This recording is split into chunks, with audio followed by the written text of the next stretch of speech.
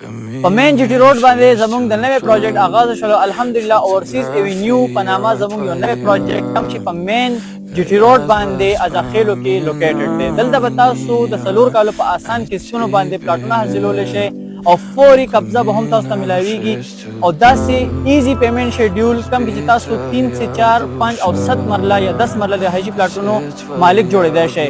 تاسو زما بیک سایډ ته کتئ شئ یو بالکل زبردست ډیول سوسایټي ده کوم چې د کورونو تعمیراتو آغاز هم شوی دی.